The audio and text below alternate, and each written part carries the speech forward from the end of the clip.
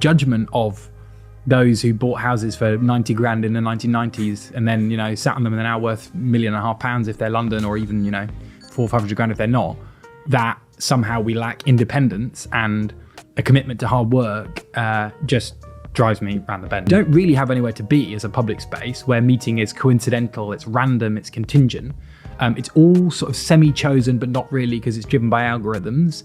And then it's all slightly artificial when you actually meet. You get set in these quite weird routines of how you're supposed to do a date. I think that the economic context and the culture that creates are very connected. Yeah. And talking a bit more about how they're connected would be a good thing. Josh Simons, hello. Welcome to Politics, Joe. How are you? I'm good. How are you? Very well, thank you. Very, very well. For those unfamiliar with who you are, what you do, how would you like to introduce yourself? I am Josh Simons. I'm the Member of Parliament for Makerfield, and I'm going to assume that most of your listeners won't know where that is because it's not really a place. That's a great way. That's a great way to start, isn't it? Yeah. It's actually the name of an ancient forest. Not a place, is it? Yeah, it was an ancient forest that stretched down from Wigan to Warrington, and for some reason, the Boundary Review, the Electoral Commission, thought that's a good way to name a constituency. Let's name it after an ancient forest. Very good. It's Wigan. It's basically south of Wigan. Okay, got you. We've lost a lot of ancient woodland actually in this country. This is a ginormous tangent. Have you seen the stuff that coming out of the States overnight, front cover of Time, that they've brought back this extinct species of wolf? Crazy. No, but that's very cool. Yeah, it is. Yeah, this can be called. Well, I think there are slightly worrying conversations about like genetic engineering and stuff, which we'll say for another time. But just this species of wolf that have been extinct in America for like 10,000 years. Do you know where was that? So my wife's best mate, dad, realised that's a random link, but they live in Montana. Yeah. And he moved there because his job was to reintroduce some rare species of wolf. I don't know if that's the extinct thing, but he was a wolf. So they've only got three. They've only got three of these. They're literally alive, and you can listen to and hear this species. That hasn't been heard on Earth for 10,000 years. They're back. It's amazing. How do they do it in a petri dish? Yeah, initially their genomic sequencing. They looked for they basically identified the closest alive species we have, map their genome, fill in the gaps using AI, and then basically grow one. It's extraordinary. They're doing it with woolly mammoths and they're doing it with dodos as well. And for all of the fear, for all of the chaos, for all of the upset, every so often there is just a story where you go, oh, do you know what? Actually, this species that has been extinct, we've actually just brought it back to life. And you go, oh, okay, maybe the progress, maybe all of the pain right now, maybe it is occasionally just worth it. Maybe, I love that. Maybe it's not all terrible. It's a great upbeat note to start on. I mean, what my nerdy equivalent of this is vertical farms. Yeah, mate. I have become obsessed with them. Yeah, and they are genuinely cool. And like, who knows if we can get there? Blah blah blah. But if we could get to a world where vast quantities of our country were rewilded, like big national parks, easy to access, and then farming was very, very tall, but very, very short in terms of landmass, that would be incredible. Yeah. No, I'm going to resist the urge to talk about this. I think Laura knows my pet interests, right? Agrarian localism, Anglo-futurism, and others. Ooh. We're not going to talk about that. We're not going to talk about that right now. We're going to talk, tangentially, we are going to talk about Britain's declining birth rate. Okay? How to fix it? What does that mean? And possibly as well, from a sort of more dad-based perspective, you're a dad, you're an MP. Tell me about how, before we talk about dad shift, tell me about how being a father influences being an MP. Tell me about how it influences being you. Chaos would be my one-word summary. Yeah? Yeah, total chaos virtually all the time. I mean, one of the good things about having kids, I think, is that it teaches you that you're just not really in control anyway, and you probably shouldn't even pretend that you are. Yeah, let go. I had all these fitness regimes and, super tight scheduling, all this sort of stuff out the window. But yeah, it is exhausting and incredibly enriching. I wouldn't give any of it up for the world. I mean, one of the interesting things about this cohort of MPs, there's more parents in Parliament now than there have ever been before. And that is changing the vibe and the culture and the demands that elected MPs put on both the government and also on the whole way that Parliament works. And 25 years ago, if you'd said that, the assumption would have been that it's disproportionately because more women are in Parliament. And actually, there's a lot of dads now in Parliament who expect to be able to spend time with their kids, who will do caring responsibilities, in the evenings and stuff like that. And so it also slightly scrambles the idea that when you get more women in Parliament, that's when we need to talk about care and childcare and parenting. Well, actually, we need to talk about that more in this Parliament, but not necessarily because there's more women, because there's more expectation that anyone with kids, whether they're a bloke or a woman, they will also want to look after their kids and hang out with them. I think quite quickly, the world in which you would detect groans from the Tory benches when Stella Creasy stood up with her baby in a sling on her front, I think very quickly are going to be consigned to the past. Even in other workplaces, be it the ones that I've had contact with in media, the ones that my friends work in, it does feel like there is a change, right, around the culture of parenthood that possibly post-COVID, when a lot of office workers who have discovered flexible working, flexible hours, etc., that actually they're capable of fulfilling their responsibilities in any way they choose, are happy to say, do you know what, actually I'll work 12 till 9 p.m. and I will drop them off at nursery, school, whatever, vice versa. And the way that, I guess, I don't want to call it traditional, but the sort of perhaps tired opinion that you couldn't simultaneously be a productive employee, worker, entrepreneur, whatever you want it to be, and also a parent. I think that is changing for the better, I think. I think that's right. It is. And I think it is a good thing. And I think good riddance to the old Tory whingers when Stella stands up. She single-handedly has fought to put some of these issues on the map. And people like me, men who are campaigning on it now are, 100% standing on her shoulders. The one thing I would just say about it is that not that long ago, even half a generation above us, I think, when I talk to like early 50s, mid 40s, very often it was the case that the woman would be in work and she'd be doing well at her career and she would have gone to university and so on.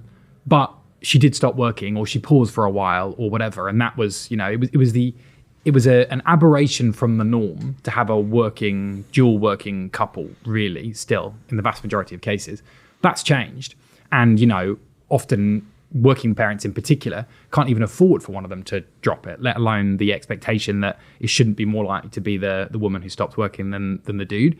The problem with that is it is completely unrelenting. For parents who are now in their mid-30s, who both work, who have young kids, juggling all those balls in the air, still not really making enough money to save, to pay for a mortgage, to get on the housing ladder. It's like a treadmill with no end at all. And I do think that talking about, it's a good thing that the expectations of which gender does what have shifted, and the expectations of what our generation are demanding from our workplaces have changed. But the flip side of that is it can be completely unrelenting and exhausting. And there's no obvious end in sight, no moment when you own your house or earn enough money that you don't have to worry about money, or your pension's big. All of that just feels like nothing. That's just not going to happen anytime soon. Look, I'm really glad you've raised that sort of materialist perspective, because it's one I want to come to when we're talking about falling fertility rates, etc. We won't get there just yet, though. Tell me about Dad Shift. Tell me about your campaign. Tell me about increasing paternity leave. So Dad Shift is a campaign that started pre any MPs getting involved with it. And the basic idea was that dads being involved in the early stage of parenting, because they've got more parenting leave, is good for kids to have dads around. It's good for dads to be around and learn how to be a parent.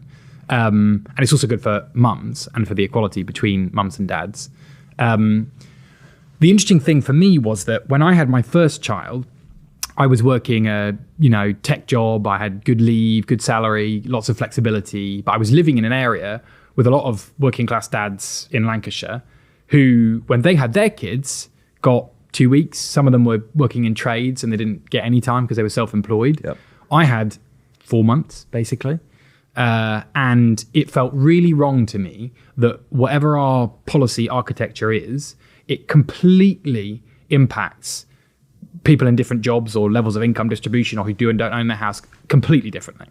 And that felt wrong to me. It felt unfair. Why should working class dads not get to bond with their kids? Why should those kids not get to be with their dads at that stage of life when my eldest did? And so a big part of what the Dad Shift campaign is about is making sure that paternity leave is fair, and that whatever whatever type of job you have, wherever you live, you can spend the same amount of time with your child after he or she is born as a kid someone who works in a tech company. What does fair paternity leave look like to your mind then?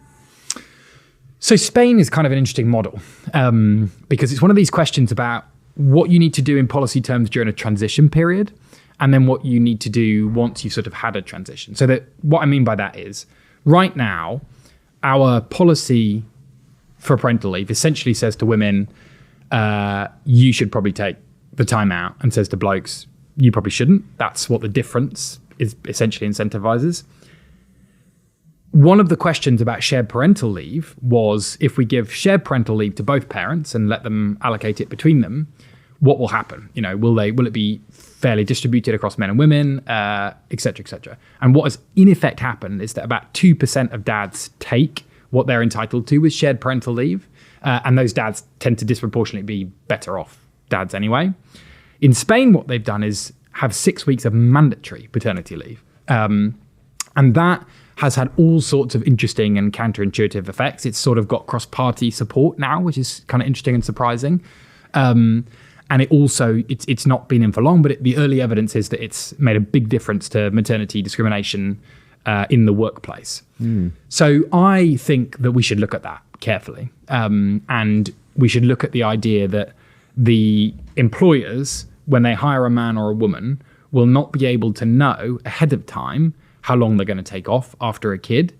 If in 10, 15 years, you've got, that's changed culture and patterns of behavior are similar, then you might go back to something like shared parental leave. But for now, it isn't working. And I think we might need to think about more radical ways of incentivizing men to take time off without it having an impact on how employers think about who to hire. Yeah, I guess that sort of statutory minimum paid, to an extent, you can kind of mitigate a little bit, whether it's, someone who's self-employed, someone who's an office worker, someone who is, all the various, someone who's a business owner, all the various options and ideas there. And then you provide parents with the opportunity to kind of plan according to their own incomes, situations, et cetera, to choose what's best for them. Yeah, exactly. And one of the things I learned in my paternity leave was, so we, at the early, I don't know how yours was, but we started off being, we were really good. I would get up every other time when she started crying, and then it would be Leah's turn, and then it would be my turn, and so on. So, but what we found was that, me getting up and picking up our daughter, and then I would, do a bit of rocking and jiggling and whatever. Basically, she was hungry. Not much I can do about that. So I would take her over to Leah, and then she would feed her, and then, back we would go. And it was pointless. We would both wake up in the morning completely exhausted, but we'd sort of maintain some weird idea of what it means to be equals in that context. And we eventually decided it'd be much better if I wasn't knackered when we woke up and did the morning routine, made the coffee, got everything ready and so on. And I wasn't always perfect at it because I was still a bit tired and a bit grumpy. And also my wife is just a machine. But it allowed us that leave, the space and time to work out what it meant to be equals in that context. And it wasn't always doing the same thing, but it was having conversations with space and time to sort of work that out. And for our marriage and relationship, that time to figure that sort of stuff out was really important. And in the absence of it, I think it would have put much more strain on working out how to be equals in a completely new context. Yeah, well, I think the answer to what is the perfect provision of resource to care for a newborn baby, and the answer is probably sort of between 5 and 6 fully functioning like adult human beings, right? And unfortunately, you have 2, and you may also have some smaller children around as well that require your attention. It was really hard for me because you don't want to. You're hyper conscious of these ideas of what the right word for it is, basically traditional and possibly toxic ideas about masculinity and femininity, right? But there are inescapable truths about childbirth and child rearing, i.e., I cannot breastfeed my baby. So there's a limit to what I can do. And obviously, depending on your relationship, depending on your availability, depending on the hours you work, there are things that you'll be able to contribute, there are things that you won't. And in the immediate term, for a lot of dads, that generally might mean doing as much of the household chores as they possibly can when the baby is sleeping. It might mean, making meals for mum, helping mum, giving her some time. But at the end of the day, you can't feed the baby. So unless you're going to bottle feed your baby, unless you're going to go down formula and all of that, there's a limit to what you can do. and all of a sudden you find yourself in quite a gender essentialist, position where it's like, okay, maybe the thing I should do is go back to work and try and earn a bit of cash so that we, to keep a roof over our heads, rather than being the Scandi right on dad that's that's at home all the time, right? And it really did force me to reconsider. Me too. Ideas about myself, ideas about men and women, and I'm not saying there are like definitive answers to any of those questions, but obviously, it's a life-changing moment, and you'd be surprised. It touches every part of your life, so you'd be very surprised if it didn't touch like your politics and your ideas about what a home and what a family is as well, right? So those are the obvious ones. No, I was exactly the same. I kept thinking, God, this is weird. I'm doing what I would have written down on a piece of paper a bloke would do in this moment. And even though we've talked about it loads and we're really intentional about how we maintain equality, all this sort of stuff.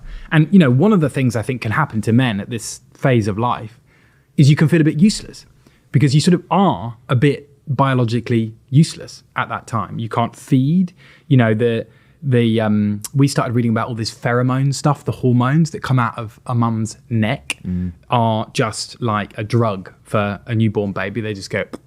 I really practiced head jiggling with the jelly. I was on YouTube going, this is how you jiggle the head. And I was like, yes, you're asleep. Great. And that was my skill. That was my contribution physically. Yeah. But I had to work hard to get one, whereas she would just eat. And it forced me to think very hard about the connections between biology and, the sort of cultural constructs that, we can be more intentional and chosen about. I mean, the really important thing I think to me is communication and talking about it. And we are in a moment where not all difference has to mean a sort of bad type of inequality. Difference can be fine. What matters is that you talk about it and you're intentional about judging what's valuable and worthy about difference and what is not, and you're not cool with. And I think, first of all, every marriage has to do that internally, or every relationship has to do that internally. But also we have to talk about it a bit more.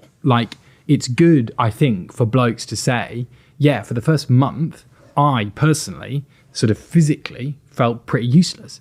I remember when getting ready to go, we were about to go to hospital. She just started contractions. And I thought, right, what can I do? I'm redundant now. So I put on my gym shorts and my, gym shirt. And I thought, okay, what I'm going to do, I'm going to carry things and whatever. I was like, oh my God, you're, doing squats while she gives birth. Good for you. I mean, what a complete waste of time that is. But, talking about these things and talking about the fact that you are sort of a bit useless at that time, but that's fine. And what matters is listening and talking, and the respect to figure out what matters about your form of equality is important, I think. Well, yeah, I guess potentially a lot of blokes construct their idea of masculinity and the value that they provide in their relationship around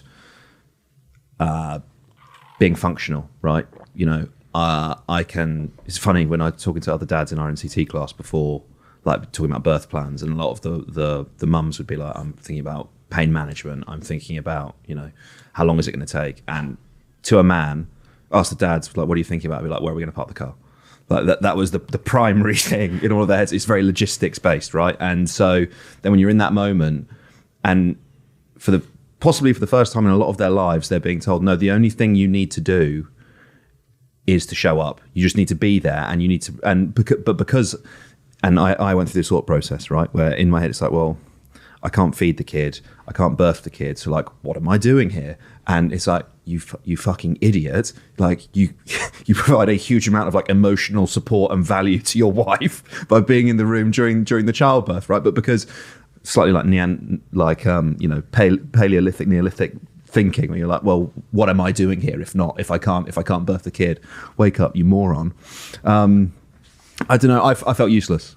And I think that genuinely. I just think that is such a, saying it is important. I also think that one thing that can happen to blokes in this period, again, speaking from my own personal experience, not only do you feel useless in that your wife's there birthing a child and you're sort of walking around in circles, would you like some tea, or what about an energy bar, and then usually that is what you get back in response, rightly.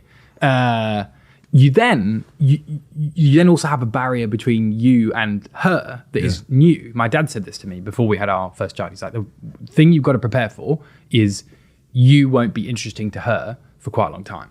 And I was like, yeah, obviously and I'm not bothered by that, you know, duh, Dad, you're so like, you know, traditional and obviously.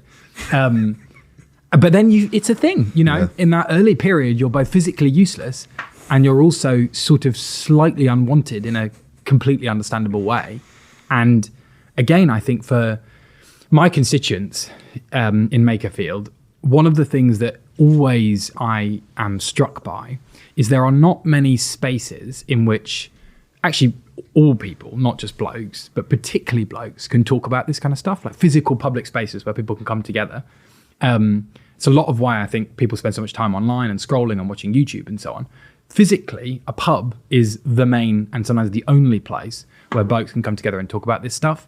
And for a lot of people, that's not the thing that you talk about. And so people don't really have somewhere to go and to chat about that feeling in birth, that feeling for the 2 to 3 weeks afterwards. And that, I think, is part of what drives a lot of the problems that we are seeing in young men and feelings of isolation and feelings of loneliness. Yeah, look, I think one of the more slightly insidious consequences of austerity is that destruction of third spaces, right? Where there's obviously the very obvious. Let's say, I don't know, you shut down a leisure centre that has a swimming pool in it, right? So the swimming team no longer has anywhere to practice. Kids aren't getting as much exercise. There are health outcomes. There are crime outcomes. The list, second, third, fourth order consequences. Maybe one of the fifth order ones is the fact that when the kids were swimming, the dads were stood up watching, and they might have 5 minutes to talk to each other, right? But you can lay that out across. It doesn't have to be sort of civic institutions provided by the state. Pubs are increasingly closing at record rates. Energy costs down, sort of lower purchasing power in real terms for their customers. Those third spaces, the places where not just men, anyone gather, socialize, are increasingly falling apart. I remember during the 2019 general election, I was in Grassmore and I went to their working men's club, and the bloke who ran it was sort of, you know, sadness in his eyes, sadness in his voice. When he was 18, he was in his 60s.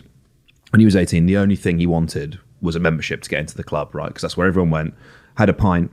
He showed me around the bingo hall. It was like 300 capacity. They don't open it anymore. And it used to be rammed every single Friday night. And he put it to me in like a sentence. He was like, people don't need to come here anymore. They've got their Tesco beer. They chat to they've got their Facebook, and they've got their PlayStation. And all of it, and you sort of hits you like the modern life has created these sort of social settings, social circumstances where people are atomized and they are disconnected from each other. And I think it's all very well and good, and it's important, I'm not trying to minimize it, to talk about, paternity leave and remedying that, changing that policy, fine. But I do think we have to engage with the material conditions of young people in this country, right? And if you don't, you're dancing around it. You're not addressing the, I guess, elephant in the room. No, I violently agree with you. And I actually, unfortunately, I'm probably more interested if I didn't, but I do.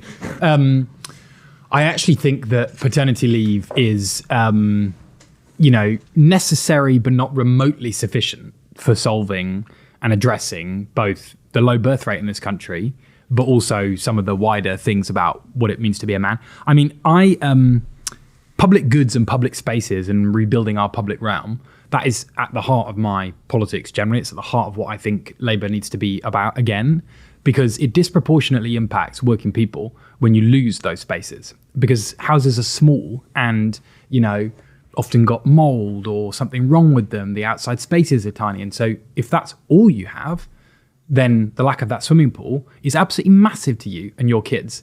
Whereas if you're living in a, 5-bed townhouse with a decent sized garden in like East London somewhere, you'd prefer to have access to that swimming pool, but it doesn't have the same impact on your life and your children's life. Yep. I had the former MP for my constituency, a guy called Ian McCartney, who was a minister in the last Labour government, back for a dinner thing the other week. And we went to the Hindley Old Labour Club. So it's one of these old Labour clubs, just like what it sounds like you're describing in Grasmere. And I asked Ian, I was like, how did you keep your constituents updated on what you were doing for them? Or, if you were actually, just suppose you were doing some really good work, how would you get them to know about it? And he said, I just used to come here. And so he'd come on a Friday he'd come back up from Westminster on a Friday afternoon to the Hindi Old Labour Club.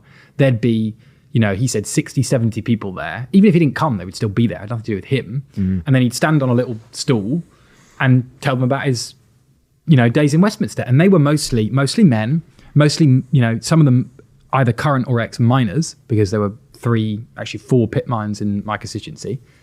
And that was a real authentic space for work men to come together and talk also to their elected politician about what they wanted from them. And the roots, the sort of connection between the elected person and the community was real. And the space existed independent of the MP.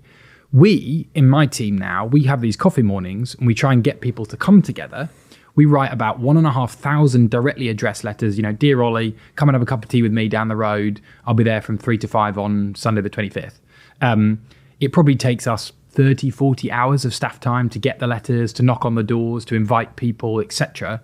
And you end up getting maybe best case 100, worst case 30, 40. So we have to create that public space in order for not just people to talk to me, but also people to talk to each other about the kind of things we do. And it is impossible to underestimate the impact of that, in my view, on all manner of things, from our democracy to men having a space to talk about what it means to be a man. Yeah, I'm glad you mentioned housing as well. I think that's central to so many issues, but to just try and keep it on fertility, right, and to talk about it. You're single, you want to start a relationship, romantic relationship, and if you want to bring that person back to your house, you've got to bring them back to either, most likely, your parents' house, and if it's not there, then it's probably an HMO or irony of ironies, a council house, former council house that's been purchased by its owner or somebody since, buy to let, turned into a private rent. You don't even have a third space in your own home, right? Because they've converted the living room into an extra bedroom so they can charge more on the rent. That's not something that makes you proud, is it? It's not something, or you're trying to communicate to a new person you might form a romantic relationship with about status, success, income. Sell yourself, feel good about yourself, but you don't have a place you can go back to. Add on to that the fact that if you are renting, particularly in a city like London, but other urban centres as well, very likely at least half of your take-home pay is being spent on your rent. And if you don't address something like housing, there are other areas as well. It doesn't blow my mind that younger people are delaying childbirth, that are delaying parenthood, right? Because the average age at which they can buy a house is now, I think, 37 is the going rate. I might be a little bit off there. The material conditions are not ideally suited to, do you know what, actually, one of us on one wage could probably put a roof over both of our heads and I'd be able to take time off. And do you know, you see what I'm saying? Completely. And it drives me, you'll get a Telegraph columnist who'll say, entitled Avocados and Toast, and it drives me insane. I believe in independence, hard work, graft, resilience, courage. I believe in these things and I try as best I can to teach my kids that they're important. The idea that the lack of that is why people are not having kids or settling down or being able to buy a house. How are you supposed to feel independence? How are you supposed to think that graft gets you anywhere when the tunnel of life for our generation is just constant, ceaseless, and there's no end to it at all? How are you supposed to feel independent when so many of our generation are still living at home? And if they aren't, as you say, they're almost certainly renting. And the ones that are not renting have often had help from their parents. None of that is independent. And that's nobody's fault. And it makes people feel, I think, like the world, our economy, our society is not sensitive to your character. It's not sensitive to you in a way. You can make whatever choices you want. You can work hard, not work hard. You can, be a high integrity person. You can not. But it doesn't really matter. Your outcomes are pretty much going to be the same. It's not going to make that much difference to where you end up. And so the sort of age-old, 1990s movie where the dad tells the kid, you work hard, you'll get on, you be good, and then they do, and then they realize the dad was right, and then it's all shiny, happy ending. It doesn't feel like the dad's right, and it's really hard to give that advice and expect the world to actually sort of reflect that and reward it in the same way. And therefore, the judgment of those who bought houses for 90 grand in the 1990s and then, sat on them and they're now worth £1.5 million if they're London, or even, 400 or 500 grand if they're not, that somehow we lack independence and a commitment to hard work just drives me around the bend. It's completely insensitive to the actual economic context that this generation grows up in. How do you measure that economic context versus cultural factors? So, the way that dating's changed, right? Gamified dating apps, etc. How do you place those two things in sort of relation to one another? Well, to my mind, they're related. So, zooming out 30,000 feet, the demand for work and labour is changing. What it means to displace humans with machines, even if it's just tasks that humans do rather than whole jobs, is that the idea that a sort of lower middle class, working class job is the backbone of our nation and is the strength of our sort of national endeavour, is that's what it depends on. It's that connection has broken down in a way. To go back to the Hindley Old Labour Club in my patch, those men who went down a pit mine and the women who then, sorted the coal, put it on the trains, it's often actually both couples were involved, especially before kids. They had a connection between the work that they did with their hands and the strength of the nation and the entire country, whether it's in the war or the Industrial Revolution. There was a connection between work and a sort of higher national purpose, even if the work itself, anyone who's ever been down a mine would not wish it on their kids. If you, for example, in one of the areas that I represent, the town centre now has a McDonald's, a Subway, a Burger King, and an Aldi. That's the town centre. And they provide employment for people, and that's good. But the connection between that job and something bigger picture is much more diffuse and sort of hard to feel. And I think that has all these cultural effects. It means that your sense of worth and self-worth and status in a way gets, it's harder to feel what that is and situate yourself. And partly I think that means people retreat to their phones and to the toxic, engagement-driven algorithms that they get on those phones. But the lack of a space to be and a lack of a purpose to work when you're out in the world just allows you even more to retreat into your own, social media little world. And I think dating, in a way, what dating is, I've found for the period before I got married, it was probably my longest period being single. I'm a serial monogamist. And it was completely terrifying. I'm a fairly confident person, but, the swiping, the going to a space, makes me shiver thinking about it. But it's a sort of dating equivalent of that same bigger picture problem, right? You don't really have anywhere to be as a public space where meeting is coincidental, it's random, it's contingent. It's all sort of semi-chosen, but not really because it's driven by algorithms. And then it's all slightly artificial when you actually meet. You get set in these quite weird routines of how you're supposed to do a date. Some people even come with like games that they've got for you to play, and I couldn't deal with that stuff. So I think that the economic context and the culture that creates are very connected. Yeah. And talking a bit more about how they're connected would be a good thing. Is it? is the bedroom a place that the government should be? Do you know what I mean? Like if we're sat here going, dating's kind of collapsed at the moment, and obviously, the economic side of things, 100%, that's an area that people are very happy for government to be. But I'm not sure the Labour Party is perhaps the organisation or vessel that we should be turning to be like, people aren't having enough kids. I think the Labour Party should sort it out. Do you know what I mean? Like I appreciate I'm being a bit glib, and obviously reproductive health, family, these are all the government touches all of these things. Clearly, it does. But I don't know if it's the art. Do you understand what I'm saying, right? Yeah, I don't think that increasing the birth rate should be an explicitly policy goal of the UK government, regardless of the political party.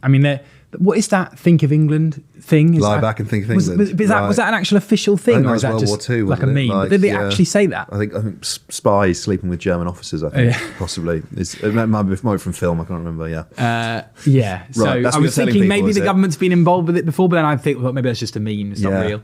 But anyway, I definitely don't think the UK government should be involved in that, regardless of the political way. What I think that politicians, one of the roles I've kind of learned about, I've only been a politician for 9 months now. One of the things that we can do is talk about stuff that's not normal for politicians to talk about stuff. And not because we're about to pass a law on it or something, but because we have a role in talking about things that can kind of cut across and get to people who otherwise it might not. And I think how we parent, for example, is very connected to people's decisions not to have kids and the expectations that parenting has. We were talking about this earlier, but France is the only country where birth rates haven't dipped as much as they have in other Western democracies. France is also the only country where the average number of intensive parenting hours, so that's like, doing homework together or directly talking to your kid or reading them a story or something, hasn't virtually doubled. And the average working mum in this country now spends more intensive parenting hours per child than the average stay-at-home mum did 30 years ago. And that creates this enormous expectation that to be a good parent is do the homework together, read the story, teach them French, all this stuff. And the surprising thing about that is that's not just middle-class London parents either. It's all over the country. There's this expectation that being a good parent means spending a lot of time with your child. And I think that hugely affects the decision point at which people talk and think about having a kid, because the sort of, you're either fancy-free and footloose, other way around, footloose and fancy-free, or you have to spend 4 hours per day with your child sat at home reading stories.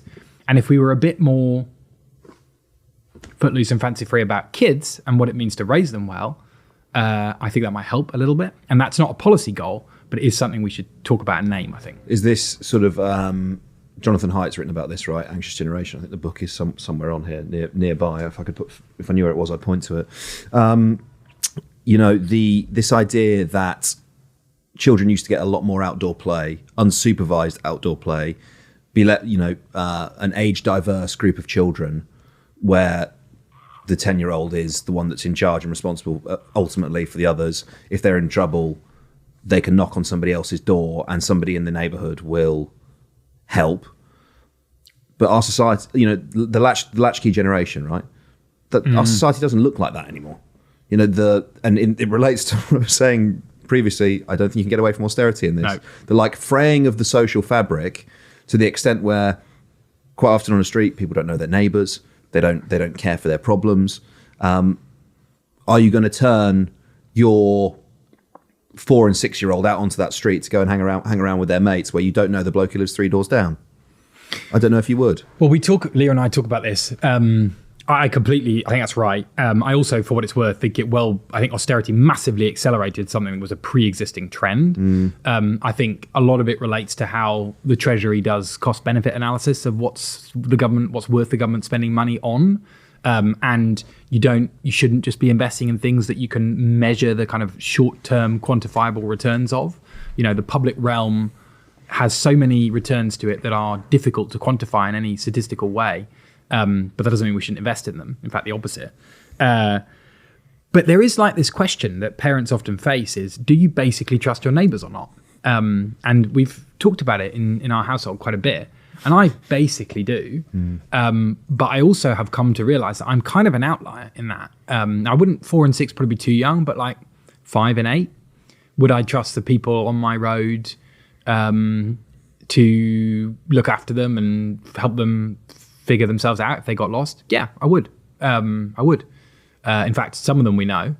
And I think we have, because our public realm has withered so much, lost the habit of trusting strangers and getting to know strangers more. It's partly my job, but I was having breakfast in the local Wetherspoons on Saturday morning and just started chatting to people randomly. And the person I was with said, you just always speak to people relentlessly. And I got that from my granddad, who was just like that. He would just go around everywhere and talk to people, say hello, chat, crack a joke. Didn't always land, sometimes very awkward, but who cares? Do your jokes land? 60% No, you keep 40% yes. You keep in track. You got a spreadsheet. Yeah? It honestly needs work. Yeah, you have to be quite resilient as a politician, but occasionally I just think back to a particular joke that I made and I just wish I didn't say that. Yeah, my team remind me of that all the time. I know the feeling. I think there's also part of being a dad. You're like, yeah, you get desocialized in a way, right? Because you're not out as much, and then you start saying. Previously, you'd be like. When you were young, you'd be like, Dad, why the fuck did you say that? Like, that's such a strange thing to say. Well, I will never be like that. And then you don't spend a lot of time with your mates in the pub, and all of a sudden you start blurting out the things that come into your head that maybe before you had a filter that would stop you from saying that. And it's like, oh, fuck, honestly, that is so true. Yeah. It's Leah will occasionally, we'll be in the pub and I'll be really excited to socialize. And she'll just say, honey, I think you're a bit overexcited. Yeah. And then I'll be like, oh, I am. I've just been like rabbiting on about stuff. I also, this is weird, but for a while I became really conscious of my teeth. Right. Because I hadn't been talking for a long period of time. And then suddenly I'd be talking loads. I'd be like, oh, wow, I can feel my teeth all the time when I talk. Right, okay. Anyway, tangent, but that was my particular version of that. Okay, I think we're getting towards the end of our conversation, but I'm going to open a different can of worms, which is if the birth rate continues to decline, we have an aging population, demographics are destiny, the welfare bill and specifically pensions in the welfare bill is going to become a ginormous expenditure in the UK, and I'm of the Bean school, right? I think a society that keeps its old people warm in the winter and the beer cold in the summer is basically all you can ask for.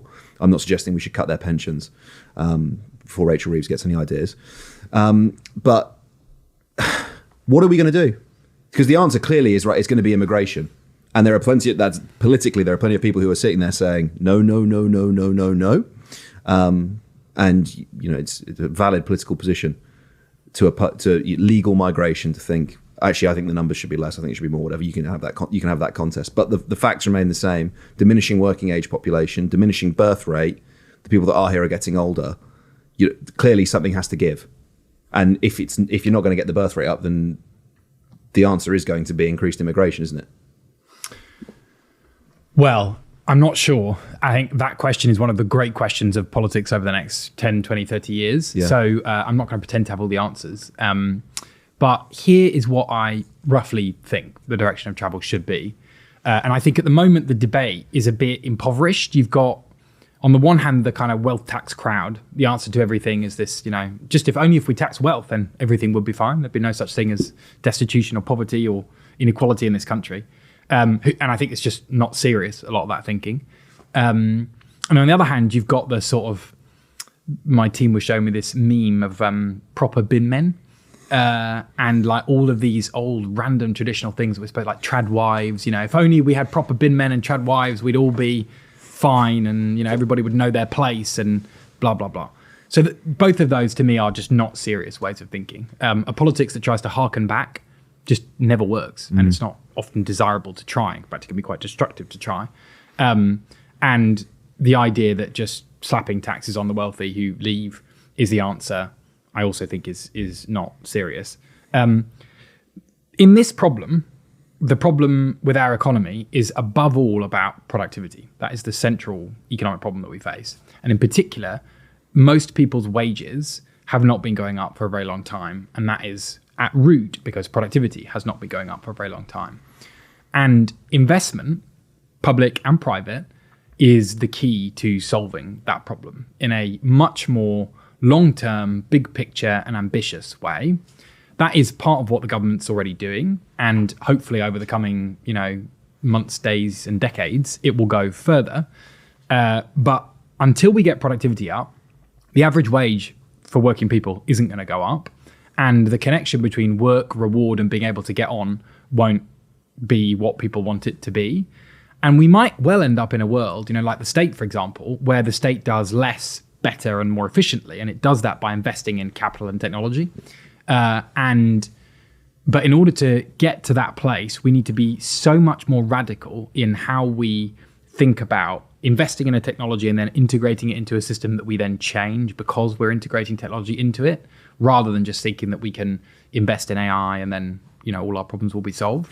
But that is the direction that we have to go in. Unless we increase productivity in this country, working people will not get more money in their pockets, and all of the associated problems with that, my constituents will not get any better off. And the binary between an aging demographic and mass immigration, that is the way through it. It's hard and it's difficult, and I think there's a lot more thinking that needs to go on about, how seriously do we integrate tech into the sort of tail end of the vast majority of businesses and organizations in this country. But that is the path through that binary. We've focused really on the issue and policy throughout this conversation. We've steered away from party politics, but I do just think maybe it's where we'll finish. The stakes are extraordinarily high, right? Because the way that this conversation has gone, i.e., here's an issue, here are some ways that I think we could fix it, broader context, ideas, fine. There are political actors in the national political scene right now who are not afraid and very willing to go, yeah, do you know what, actually, it is the mass immigration. That is the problem. They're happy to scapegoat. They're happy to make tendacious claims. And I think the next election, I mean, you look at the polling. Well, actually, the British electoral system might break down if like 4 parties all get 20%. I'm not really sure what will happen, but let's just for the sake of argument, let's say that's not what happens, and we end up with a more nationalist, populist government, i.e. reform. Like, the stakes are extraordinarily high for the Labour Party right now. And I don't know if the remaining 4 years and 3 months at most is enough time to address insanely stagnant productivity and inward investment and wage growth. A lot of infrastructure projects, right, the Labour government is rightly focusing on. A lot of them won't even start construction by the time the next election rolls around. And you're sort of possibly in a situation where, okay, let's try and improve paternity leave. The right decisions, the benefits of them are quite often like decades down the line, right? I guess this is where the politics comes in, because you got to tell that story, and you've got to be compelling enough to convince people that actually the things that you're doing, you might not feel the benefit of them right now. I guess all I'm trying to do is point out that there's not a lot of time to make these changes, right? There's not a lot of time to get this right. I live and breathe this every day, and it is the thing that wakes me up. Apart from my children, it's the thing that wakes me up early in the morning. Yeah, right. So my constituency, Makerfield, had one of the highest reform vote shares of any Labour-held seat, and when I was knocking on doors, we were doing well in the polls. Everyone was chatting about how there'd definitely be a Labour government and so on. It was striking to me how unenthused so many working people were who I was seeking to represent at that point. And trust in elected politicians, in the things that we say that we can do, in whether we actually want to do the things that we say we want to do, is so completely broken. And the daily reality, as well as not having the Hindley Labour Club to go to and in a sort of well-attended social way, smashed glass, high streets that are decrepit, dirt bikes that zip through the night all the time on a Saturday night, wake me up, my kids up. Life is really, really tough out there, and people they're not apathetic, they're angry. They're really angry. And the more I listen to why they're angry, the more I think, I get it. I understand why you're angry. In my constituency, there are so many things. There's a massive road that's supposed to connect 2 motorways. There's an entire flood defence project. We had a really bad floods on New Year's Day. I was out early in the morning and I looked into why these floods happened, because a massive flood project was not delivered. It was delivered in a bunch of wealthier areas instead. And so they're angry, and they should be angry. They're right to be angry. So trust hangs on a tiny, tiny thread. And I think rebuilding it is partly about money in pockets, and it's partly about solving that problem. But it's also about the coffee morning thing I was talking about earlier. The conversations that you have to have with people in order to listen, soak up emotion, feel that emotion too, and then channel it. People are not stupid. They don't expect, their wages to double in the next 4 years. They know that these are really difficult, entrenched problems, and they know that they're going to take time. What they expect is to be listened to and respected and heard in a way that is really real, and not just someone on TV saying, I hear you, I feel you, I know this is tough, it's going to take time, and that is emotionally exhausting, doing it and doing it properly. And it's much more about the physical and the in-person and the local than it is about being on TV. TV sets up this dynamics, politician on TV, person at home watching. You have to be in the room. You have to be there, and you have to touch and smell and feel and so on. The one other thing I would say about solving this problem that isn't about policy is for a long time now, politicians have given away power. They've let the power that they have as elected people, they've given it to quangos, they've given it to various forms of judicial oversight.